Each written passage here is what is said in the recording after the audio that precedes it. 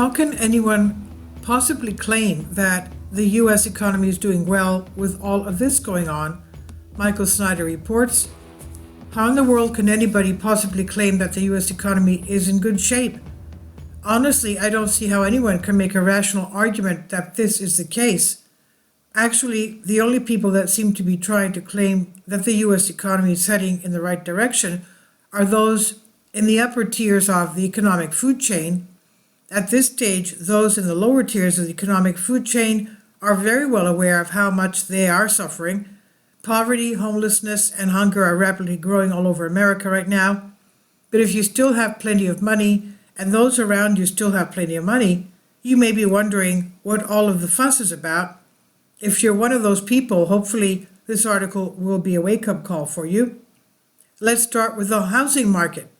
On Friday, we learned that sales of previously owned homes in December 2023 were 6.2% lower than they were in December 2022. Sales of previously owned homes fell 1% in December, compared with November to 3.78 million units on a seasonally adjusted annualized basis. According to the National Association of Realtors, sales were 6.2% lower than in December 2022, marking the lowest level since August 2010. For 2023, as a whole, sales of previously owned homes were the lowest that we have seen in 28 years. Home sales fell to their lowest level in 28 years in 2023, as soaring mortgage rates and red-hot prices dampened buyer demand. Figures from the National Association of Realtors, NAR, show sales of existing properties slid 19% last year to 4.09 million, their lowest level since 1995. Can anyone out there come up with a way to put a positive spin on those numbers? I certainly can't. Meanwhile, 2023 was a year when Americans got further behind in their credit card bills in 49 out of 50 states. The number of people falling behind on their credit card bills increased in 49 of the 50 states last year, a sobering new report reveals. As inflation took its toll on household budgets, Americans in their millions became delinquent on credit card debt, with some states much more badly affected than others. According to analysis by WalletHub, the number of borrowers struggling to keep on track of their credit card bills has risen the fastest in Oregon, and between September 2022 and September 2023, delinquencies in that state soared by 51%. Delinquency rates on all forms of credit have been steadily rising from coast to coast, and this will be an important trend to watch in 2024. Meanwhile, large layoffs announcements continue to pile up at every frightening pace. For example, Macy's just announced that it will be laying off a total of 2,350 workers. Department store chain Macy's is planning to lay off about 13% of its corporate staff and close 5 stores in an effort to trim costs and redirect spending to improve the customer experience.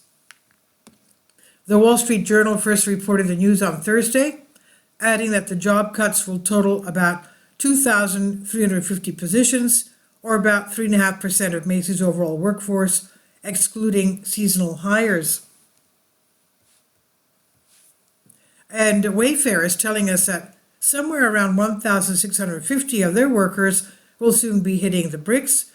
Wayfair is cutting 13% of its global workforce as the digital home goods retailer continues its efforts to trim down its structure, cut out layers of management, and reduce costs after going overboard with corporate hiring during the COVID pandemic, it announced on Friday.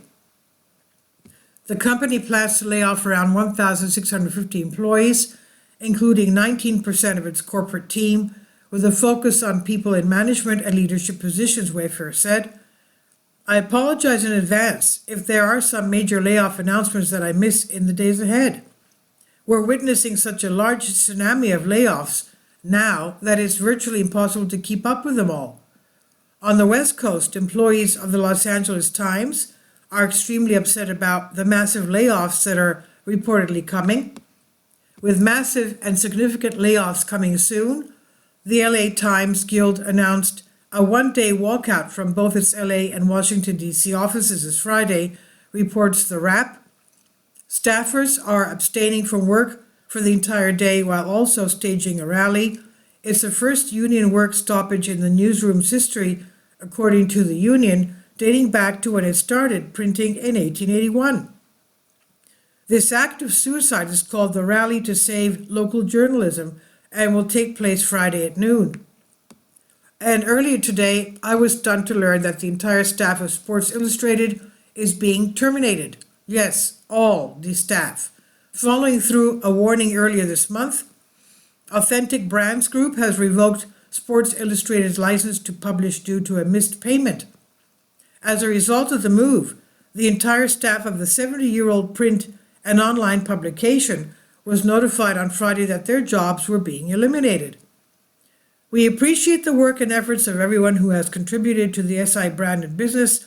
SI, that's Sports Illustrated, operator the Arena Group wrote in a memo to employees that set off outrage on social media. Once upon a time, Sports Illustrated was truly a great magazine. Sadly, those days are long gone. There is so much bad news these days. At this point, the economic outlook is so troubling that even Google is getting ready to conduct yet another round of layoffs. Google has laid off over 1,000 employees across various departments since January 10th. CEO Sundar Pichai's message is to brace for more cuts. He said, "We have ambitious goals and will be investing in our big priorities this year," Pichai told all Google employees on Wednesday in an internal memo that was shared with me.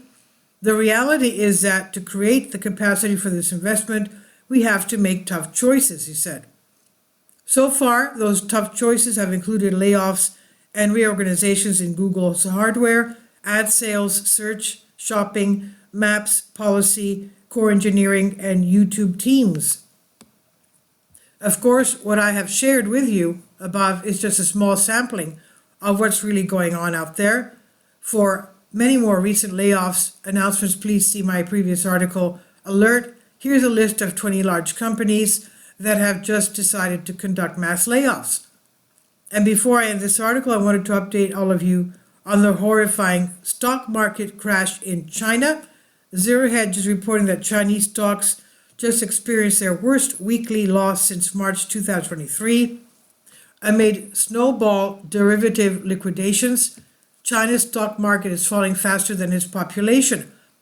The Hang Seng China Enterprises Index crashed 6.5% this week, its worst weekly loss since March 2023, with Wednesday seeing the biggest daily loss since October 2022, as the index plummeted to key support levels around October 2022 lows. The phrase snowball derivative liquidation really got my attention, and a lot of you know why. I've been warning about the derivatives bubble in my books for over a decade. Derivatives are going to become a very hot topic the closer we get to a full-blown implosion of the global financial system. We're in far more trouble than most people realize. 2024 is going to be such a tumultuous year, but many of the experts, quote unquote, will continue to insist that everything is just fine for as long as they can, Michael Snyder reports. This is by Michael Snyder, and he says about the author, "My name is Michael, and my brand new book entitled Chaos is now available in paperback and for Kindle on Amazon. In addition to my new book, I've written 7 other books that are available on Amazon, including 7-Year Apocalypse, Lost Prophecies of the Future America, The Beginning of the End, and Living a Life That Really Matters, commissions earned. When you purchase any of these books, you help to support the work that I'm doing. And one way that you can really help is by sending copies as gifts to family and friends. Time is short, and I need help getting these warnings into the hands of as many people as possible. I have also started a brand new Substack newsletter, and I encourage you to subscribe so that you won't miss any of my articles. I've published thousands of articles on the Economic Collapse blog, End of the American Dream and the Most Important News, and the articles that I publish on those sites are republished on dozens of other prominent websites all over the globe. I always freely ask and happily allow others to republish my articles on their own websites, but I also ask that they include this about the author section with each article. The material contained in this article is for general information purposes only, and readers should consult licensed professionals before making any legal, business, financial, or health decisions. I encourage you to follow me on social media, Facebook and Twitter. And any way that you can share these articles with others is definitely a great help. These are such troubled times and people need hope. John 3:16 tells us about the hope that God has given us through Jesus Christ. For God so loved the world that he gave his only begotten Son, that whosoever believeth in him should not perish but have everlasting life. If you have not already done so, I strongly urge you to invite Jesus Christ to be your Lord and Savior today. This is on the Economic Collapse blog by Michael Snyder. Please leave your comments. Thank you for your support. Kindly support my Patreon account. The daily posts are 5 videos daily, and they are totally different from what I have on my YouTube channel. Thank you so much for your support and that you find all my content so interesting. You'll find the Patreon account details in the description box below.